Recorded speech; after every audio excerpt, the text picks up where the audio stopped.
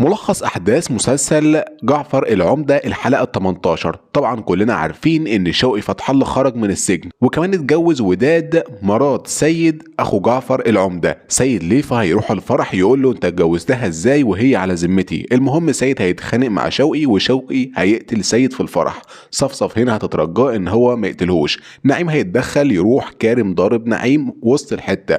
جعفر العمدة من هنا حد هيوصله تليفون هيعرف وهيرجع من لبنان في نفس الوقت اللي عايدة بتخطط ان هي تاخد حقها منه. وجعفر لانه ما اداهاش فلوس، المهم جعفر هيعمل حادثة ويتحبس وهو راجع. شوقي هيفضل مسيطر على السيدة زينب وهيبهدل حريم جعفر العمدة. وكمان بلال شامة هيكلم سيف ويقول له ان هو ابوه وياخده معاه. وبلال شامة هيروح لشوقي فتح الله يقول له عايز الفلوس اللي اتفقنا عليها. وده طبعا لما قال له اخطف ابن جعفر العمدة هيحصل ما بينهم اختلاف وشوقي هيقتله علشان يدفن السر.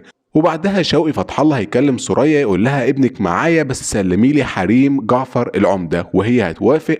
وشوقي هنا هيخطف كل الحريم وسوريا تاخد الليفة وبرضه مش هتشوف ابنها. ودلال هتعرف ان سيف ابن جعفر العمدة وتفكر تتخلص منه. ملحوظة لازم نكون عارفينها ان دلال ليها ايد في خطف ابن جعفر. نرجس حامل زي ما احنا عارفين وجعفر هيفرح ان هي ما سقطتش. ودي كانت ملخص الاحداث اللي هتحصل في الحلقة ال 18 اللي لسه ما اتعرضتش. ما تنساش تعمل لايك للفيديو لو انت مهتم بالملخصات والحاجات دي علشان انزل لكم الفيديوهات الجديدة اول باول. كان معاكم محمد سيف، السلام عليكم.